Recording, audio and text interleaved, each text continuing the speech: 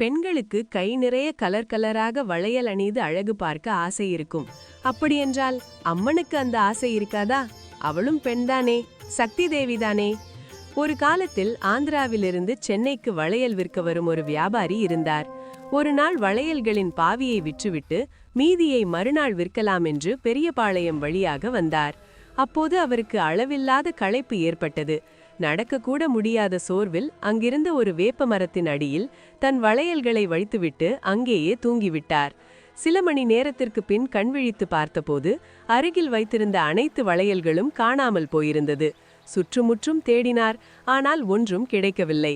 மிகுந்த கவலையுடன் தன் சொந்த ஊரான ஆந்திராவுக்கு திரும்பினார். அன்றிரவு அந்த வியாபாரியின் கனவில் அம்பாள் நேரில் தோன்றினாள்.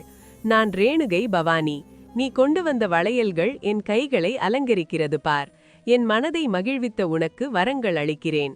பல யுகங்களாக பெரியபாளையத்து வேப்பமரத்தின் அடியில் புற்றில் சுயம்புவாக வீற்றிருக்கும் என்னை வணங்குபவர்களின் வாழ்க்கை செழிக்கும் என்று கூறினாள் அம்பாள். கண்விழித்த வியாபாரி திகைத்து போனார்.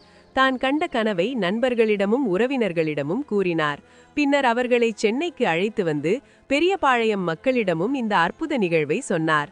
இதன் பிறகுதான் பெரியபாளையத்தில் சுயம்புவாக தோன்றிய ரேணுகை பவானி அம்மனுக்கு ஆலயம் கட்டி வழிபாடு தொடங்கப்பட்டது. அம்மனுக்கும் கை நிறைய வளையல் அணிய வேண்டும் என்ற பெண் மன ஆசையால்தான் அந்த வளையல் வியாபாரியின் வளையல்களை எடுத்துக்கொண்டாள்.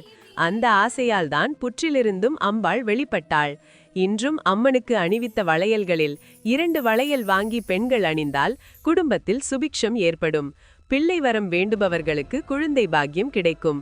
திருமணம் ஆகாதவர்களுக்கு விரைவில் திருமணம் நடைபெறும்.